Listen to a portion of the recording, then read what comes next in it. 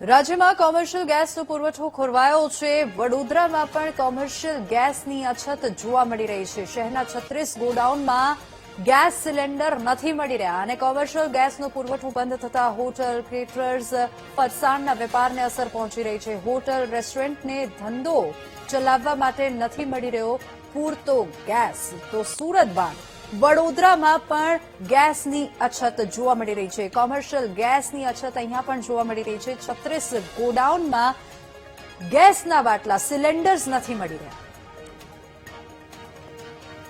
ઈરાનમાં ચાલી રહેલી યુદ્ધની સ્થિતિના કારણે ગેસના પુરવઠા ઉપર અસર થઈ રહી છે। છેલ્લા 3 દિવસથી વડોદરા શહેરની અંદર કોમર્શિયલ ગેસના બોટલ છે ઉપલબ્ધ નથી। 26 જેટલી એજન્સીઓ વડોદરામાં આવેલી છે અને આ તમામ એજન્સીઓ ઉપર અત્યારે કોમર્શિયલ ગેસનો પુરવઠો નથી આવી રહ્યો। સાથે જ જે ઘરેલું ગેસ છે એના માટે પણ અત્યારે 4 દિવસનું વેઇટિંગ છે। તમે આજે બોટલ નોંધાવો તો 4 દિવસ પછી બોટલ મળશે, એવી સ્થિતિ અત્યારે જોવા મળી રહી છે। હાલ જે નિઝામપુરા વિસ્તારની અંદર આવેલું ઇન્ડિયન ઓઇલનું જે ગેસની ઓફિસ છે ત્યાં અમે પહોંચ્યા છીએ। લોકો મોટા પ્રમાણમાં ઇન્ક્વાયરી પણ કરી રહ્યા છે અને 4 દિવસ પછી ગેસનો બોટલ મળશે એવું અહીંથી કહેવામાં પણ આવી રહ્યું છે। સતત લોકો ઇન્ક્વાયરી પણ કરી રહ્યા છે અને ચિંતા પણ એ છે કે જે રીતે રોજની 2 ગાડી ગેસની મળતી હતી એ હવે 1 ગાડી મળતી થઈ છે। કેટલાક ગ્રાહકો છે એમની સાથે પણ વાત કરવાનો પ્રયત્ન કરું કે શું કહી રહ્યા છે, આ સ્થિતિમાં ગ્રાહકોને કેવી રીતે પુરવઠો મળશે। સાહેબ, બોટલ નોંધાવા આવ્યા છો, હવે 2 દિવસે 1 ગાડી આવી રહી છે એટલે પુરવઠો ખૂટી રહ્યો છે, શું કહો છો, કેટલી ચિંતા કે? ચિંતા તો છે જ ને, શું કરવાનું પછી?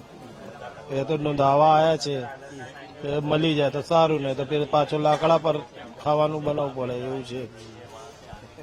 યુદ્ધ બીજા દેશોમાં ભોગવવાનું આપણે એવું છે? હા, યુદ્ધ બીજા દેશમાં આપણે શું મુશ્કેલ જ છે ને ઇન્ડિયામાં તો।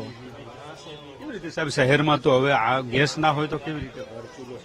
હા, તો એ જ ને, હવે મોદી સાહેબનું જે કરવું પડે તો સારું, એમ બીજું કઈ। ગ્રાહકો ચિંતામાં છે, અત્યારે ગેસનો બોટલ નોંધાવા પણ આવી રહ્યા છે। જે રીતે બીજા દિવસે ગેસનો બોટલ મળતો હતો, હવે 4 દિવસે ગેસની બોટલ, ઘરેલું ગેસ પણ મળશે। અત્યારે હાલ સ્થિતિ તો એ છે કે વડોદરા શહેરમાં જે કોમર્શિયલ ગેસ છે એ તમામ બોટલ ખલાસ છે, એક પણ બોટલ નથી આવી રહ્યો। આના કારણે ઇન્ક્વાયરી પણ વધી છે, પરંતુ જે નાના વેપારીઓ છે એમની મુશ્કેલીમાં અત્યારે વધારો થઈ રહ્યો છે। કેમેરામેન કિશોર ક્ષીરસાગર સાથે માનુ ચાવડા, વીટીવી ન્યૂઝ, વડોદરા।